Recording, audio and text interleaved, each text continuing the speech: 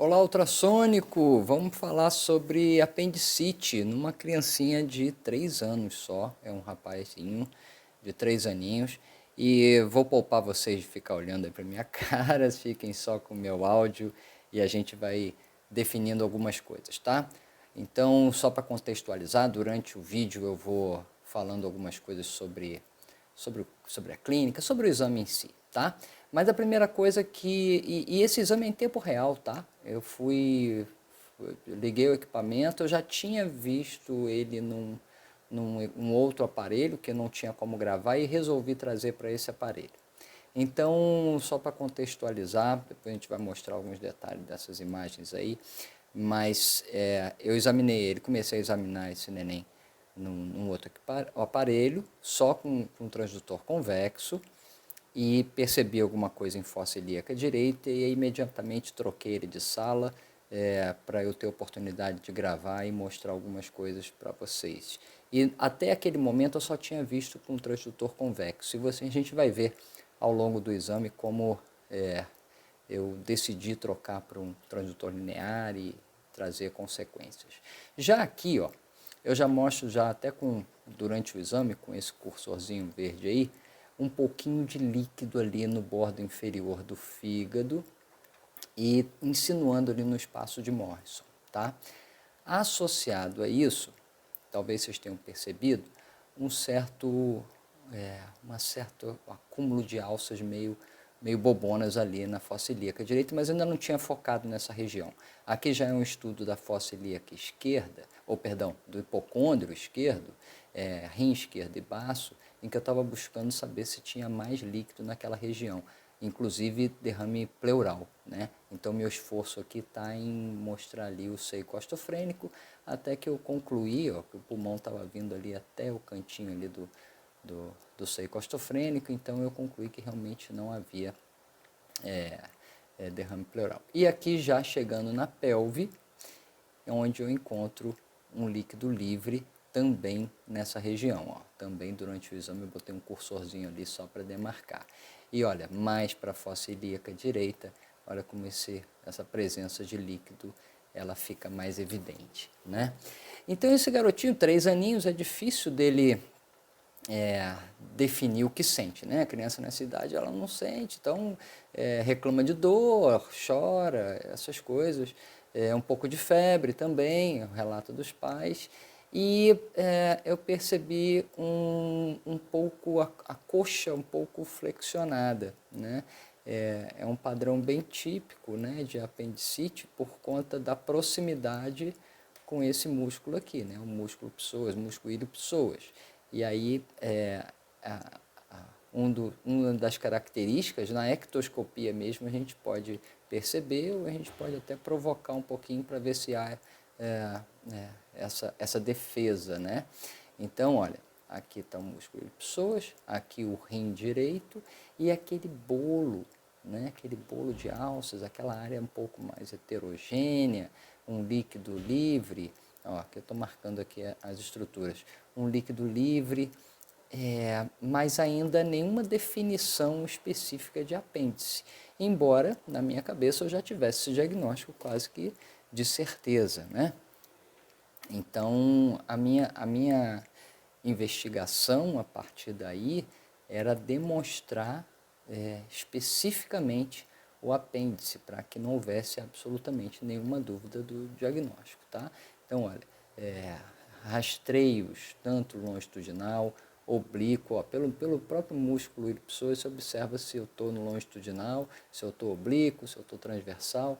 Então, veja, tinha uma área bem fixa de alças, um aumento da ecogenicidade da gordura ao redor, aqui uma imagem um pouco mais hiperecogênica, depois a gente vai caracterizar melhor.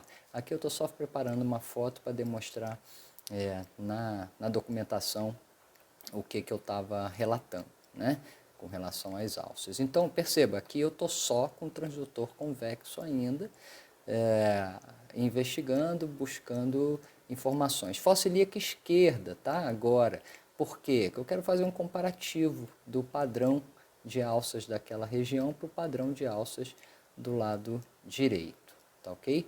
Então já vou voltar para a fossa ilíaca direita, ó, agora, ó, fossa ilíaca direita, e aí retorno. A bexiga estava com uma boa repressão, tá? Não me relataram nada com relação à urina, tá? Porque às vezes o processo inflamatório passa para a bexiga e a gente acaba tendo sinais inflamatórios, tipo cistite, mas por contiguidade do processo inflamatório, ok?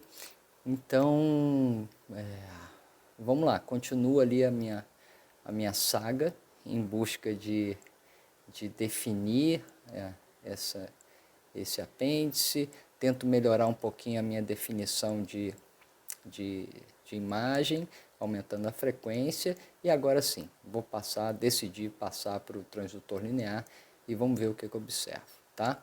Ó, primeira coisa, eu vou ajustar a imagem aqui, ó. Eu trago o foco mais para a minha área e aumento o TGC das porções inferiores. E, gente, não leva 5 segundos, aparece o apêndice. Simplesmente você melhorando a abordagem, né? Trocando o transdutor. Olha aquela imagem hiperecogênica, né? Que a gente via mais separada, mais individualizada, como se tratava de um fecalito, né? Aqui, ó, dentro do apêndice. Bom, por algumas vezes eu vou definir bem o apêndice, então vocês vão ter oportunidade de vê-lo com frequência, tá? Eu vou medir, enfim, vamos fazer diversas abordagens aqui, tá? Então, só reposicionando aqui a imagem, ó. Músculo ipsoas, que nesse momento está transversal, tá? A imagem do apêndice e aqui o seco, tá? Porém, eu ainda estava me ambientando com a região, porque o que a gente percebe na apendicite? Primeiro, a identificação do apêndice, o apêndice espessado, né? Ele não deprime a compressão com o transdutor, né? E a imagem em fundo cego e, eventualmente, a presença de fecalito, líquido livre, enfim. Então, essas são características assim de definição, né? de certeza diagnóstica. Então, nesse momento, eu vou explicar para vocês o que estava passando pela minha cabeça. Eu queria achar o fundo do apêndice. E, para mim, o fundo do apêndice estava aqui, ó. E eu estou aqui buscando onde é que estava esse fundo. Mas cada vez que eu ia procurando o fundo do apêndice, ele se mostrava um pouco mais adiante, tá? Aqui eu estou só medindo aqui o fecalito, na verdade é mais para demonstrar a presença dele, né? Porque não faz muito sentido tirar a medida disso, tá? Então, a definição de apêndice é importante que quando a gente perceba, quando a gente tenha a certeza, a gente passe a certeza também para a nossa documentação, tanto nas fotos quanto na descrição lá do laudo, tá? Para que o médico não titubeie na hora de tomar uma decisão, tá? Então é importante que a gente seja incisivo quando puder ser, tá?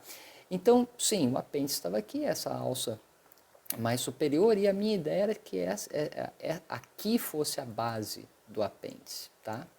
E aí eu estava buscando isso. Perceba o diâmetro em torno de 8 milímetros, tá? Então, 8 milímetros para um adulto já estaria um pouquinho espessado, para uma criança, então, nem se fala.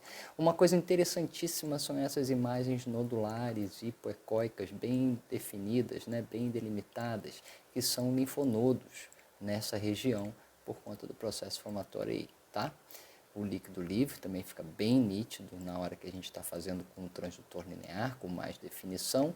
E agora sim, aí eu percebi uma coisa. A base do apêndice estava aqui, ó. Esse apêndice é um apêndice retrocecal. E olha só a continuidade que eu estou dando com a setinha, como eu estou demonstrando o caminho do apêndice. Vamos voltar só um pouquinho. Deixa eu voltar aqui. Peraí, estou voltando, tá? Até a hora que eu pego essa setinha aqui, ó. Ó, aqui eu seco. E aí eu já tinha entendido.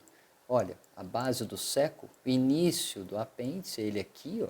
Aí ele faz uma curvinha nesse sentido, depois ele faz uma outra curva e ascende na barriga, né? Então o fundo do apêndice está para cá. Eu estava procurando para o lado errado o fundo do apêndice. Então, quando a gente explora, tem paciência, a gente consegue trazer muita definição do processo, né? E esse treino de manusear o transdutor, de buscar, de paciência, é um processo de aprendizado dia a dia, treinando. Então tem que ter muita paciência no treinamento para que você traga ali, ó, escrevi ali fundo do apêndice, certo? Para que você traga mais clareza e te dê definição de diagnóstico. Aqui eu estou tentando pegar um eixo, um tamanho longitudinal do apêndice. É difícil, né? Ele faz muita curva. Eu posso dar uma estimativa, mas é um pouco difícil porque ele faz muitas curvas. Mas eu já estava ali agora só caprichando na minha documentação, tá? Ali, ó, tentei mais ou menos estimar aqui um restante de medida do apêndice, enfim. Se eu puder dar alguma informação com relação a isso para o cirurgião, ele acha bom, tá? Então, olha só como tem um seco ligeiramente espessado, umas alças com pouco peristaltismo, com líquido livre, um aumento da ecogenicidade da gordura, tá? Então, ficou agora bem caracterizado e eu pude ficar muito seguro na hora de dar meu laudo, que também vai ser muito bom na hora de que o colega pegar esse laudo, esse exame, né? Então, também é um processo de treino para que você descreva com clareza. Então, todo esse processo de ganho de maestria, isso vem ao longo da sua experiência, ao longo do seu treinamento. Então, tenha paciência na hora que estiver ali desenvolvendo suas habilidades. Aos poucos isso vai tornando muito natural, aquele processo de ajustar a imagem para te trazer mais clareza, de trocar de transdutor quando você sacar que vai ter uma melhor resolução. E aqui, ó, a pontinha do fígado, aquele líquido bem definido aqui, o rim direito, e aqui já começa aquele grumo ali, né? Vou chamar de alças fixas, né? Aquelas alças mais agrupadas e sem peristaltismo, tá bom?